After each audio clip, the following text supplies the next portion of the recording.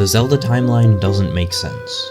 If you're familiar with the Legend of Zelda franchise, then I'm sure you've at least heard, thought, or said this before.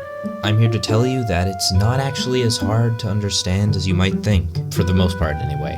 I'm not going to spend too much time explaining how the timeline works because those videos have already been done, but I'll give you a basic rundown anyway. Everything starts at Skyward Sword, where people live up in the sky because bad monsters live on the ground. Skip ahead to the end of the game and Link beats this bad guy called Demise, but before he's sealed away, he basically curses Link and Zelda and says that he will return. Skip ahead to the Minish Cap, where a different bad guy gets beaten by Link, comes back, and then gets beaten by 4 Links and 4 swords. Then Ocarina of Time happens, and now Demise's curse thing comes into play in the form of this guy. He's Ganon, or Ganondorf, depending on the game, I guess. TLDR, Link travels into the future to beat Ganondorf. From here, there are 3 main possible outcomes. A. Link is defeated by Ganon. B. Link wins, but is sent back in time to live out his childhood. Or C. Link stays an adult and continues his life from there. If Link loses, A Link to the Past, Link's Awakening, Oracle of Ages, Oracle of Seasons, A Link Between Worlds, Triforce Heroes, the original Zelda, and Zelda 2 take place. But if Link wins and stays as an adult, he lives out the rest of his life, and then years later, Hyrule is flooded, resulting in Wind Waker, Phantom Hourglass, and Spirit Tracks. And at last, if Link is sent to live through his childhood, Majora's Mask, Twilight Princess, and Four Swords Adventures occurs. Then comes Breath of the Wild. Nintendo has said that it fits at the end of the timeline, but they didn't say which one. Most of the community has kind of concluded that Breath of the Wild merges all 3 timelines back together again. From here we're introduced to Tears of the Kingdom, which is a direct sequel to Breath of the Wild, making it fit nicely into the last game on the timeline. At the beginning of the video, I said that the timeline wasn't as complicated as it looked, and maybe you don't agree with me, but personally, it seems to work surprisingly well, simply because of Link's ability to travel back in time in Ocarina of Time. My understanding of the timeline split relies on a concept known as the butterfly effect.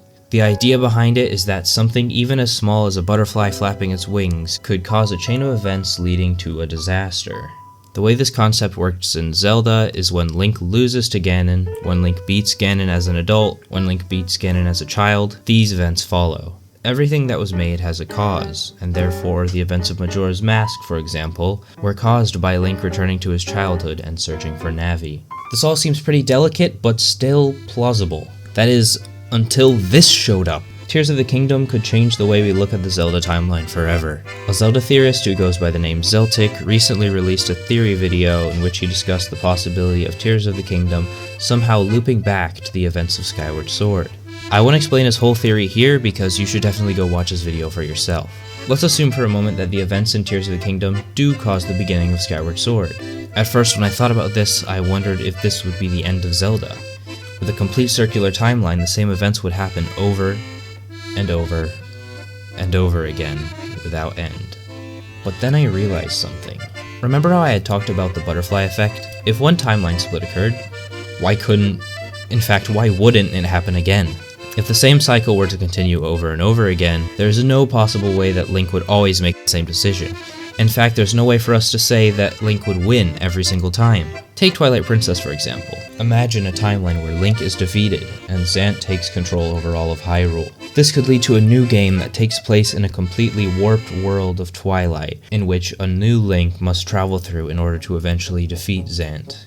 Or perhaps a timeline where Link from Wind Waker decided to stay on Outset Island and live the rest of his life peacefully, leaving everything flooded for years to come. If this pattern of butterfly effects occurred through a loop that always ended with Tears of the Kingdom and began with Skyward Sword, a spiderweb of timelines and stories could spring forth. Tears of the Kingdom could change Zelda forever. Or maybe it's not a loop. What would happen then, I wonder? Well, just from the trailers, it would seem that Link and Zelda explore a cave and find Ganon. Zelda falls, then Link drops the Master Sword and jumps after her to save her, but is caught by this green hand thing. Link's injured hand is then repaired by this green magic. He then retrieves the Master Sword, but it is very broken. The implications here are wild. First of all, Anyone remember Fi? Yeah, I know that most of you didn't like her anyway, so if she dies, I guess you wouldn't really care. Yeah, I think I'm the only one who might actually be mildly upset about that. The second implication is that Demise is probably still trapped inside the Master Sword. Or at least he was. I wonder if the Master Sword being broken was an attempt to free Demise once again. Was it a success? I'm not too sure. Let me know what you guys think in the comments. But boy, if Demise is back, then we're probably gonna get another Girahim fight as well, which is... Just imagine the ultimate team-up of Demise, the guy who started it all, and Ganon, who's been sitting underground for a few hundred years. Then, on the other team, we'd have Link, whoever this person is, and like some Sheikah or something, I don't know. That, my friends, would be an epic showdown. The good guys versus the bad guys in one big, grand final battle that could potentially take place in the sky.